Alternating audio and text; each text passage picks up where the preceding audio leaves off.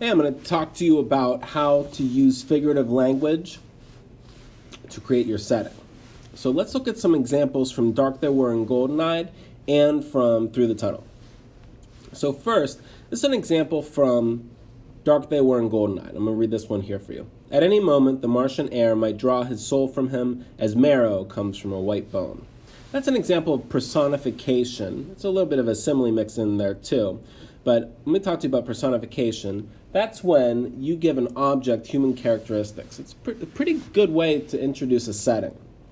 So one thing I would like you to try in your own writing, try to write your own description of air, wind, or the sun, or the sky in your setting using personification. Have it do something. So in this sense, we have the air on Mars drawing away the soul from the main character. If you saw this as a cartoon, you might see some like hand coming out of the air and pulling a cloud out of his heart, right? Or if it were a movie, you'd see some CGI animation of, an invisible hand coming out and pulling something from his chest. That's personification. Can you make your sun or your sky or the air or the wind in your story do something?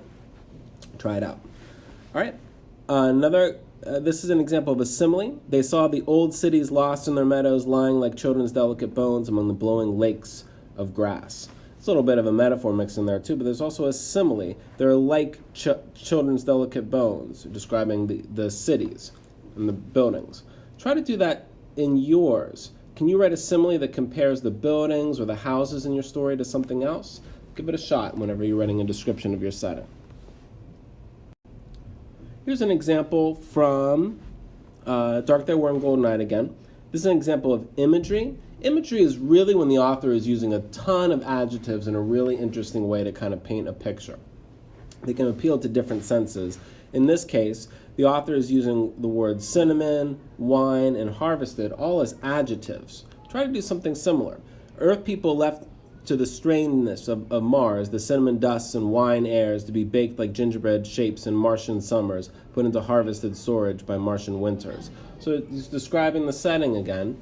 He's talking about where they are, describing the setting, using strong adjectives. Try to do your own. Be creative. Notice how the author uses nouns, like cinnamon is normally a noun, wine is normally a noun, and harvested is normally a verb, but he's using that as an adjective to describe other nouns. Give it a shot in your own.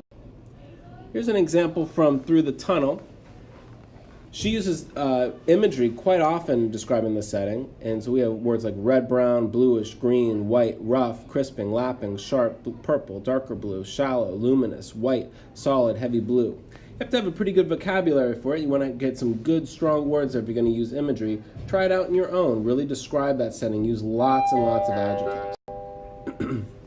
Another example from Through the Tunnel. This is a simile. I really encourage all of you, in fact I expect all of you to use similes when you're describing your setting. He went out fast over the gleaming sand over a middle region where rocks lay like discolored monsters under the surface.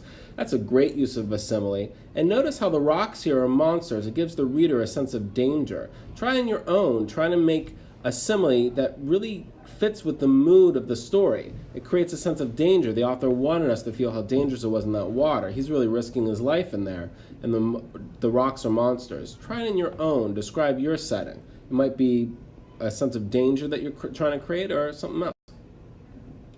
This is from Dark They Were Golden-Eyed. The lawn in front of their house very quietly and slowly was coloring itself like spring violets. Nice, simple simile. And notice how really he just wanted to say that the grass was turning purple. He wanted us to see that. Instead of doing that, he's just compared the grass to violets, spring violets, like the purple flower. Try it out on your own. Try this as a simile. Two grayish-shaped steer there like long, rounded pieces of wood or slate. So she wanted to describe those fish. She wanted us to see it. It was like a water dance. The water sparkled as if sequins were dropping through it. It was like swimming in flake silver. Try writing the details in your setting, small things, the animals in your setting if we're outside, the birds, fish, like in this case. Or if we're inside, let's talk about the objects in the room and use some similes to describe, make them come alive. He looked up at the crack as if it were filled with air and not water, as if he could put his mouth to it and draw in air. I love this example of a simile because it creates a sense of irony too. It kind of does two things for us. It makes us see it, and it makes it more interesting to read, but it also fits with it. It creates a sense of irony because that light coming in through the crack of the tunnel that he's swimming through, it's almost as if you could put his mouth up to it and breathe because he sees the light coming in. It feels like the air could come in, which is ironic because he can't. He's still underwater and he's really running out of air. Those are all examples of figurative language. I want you to try those out on your own. Do that in the draft document and just type it up. Don't worry if it's a little bit messy, and give some descriptions of where we are. Try these out. Use these different techniques.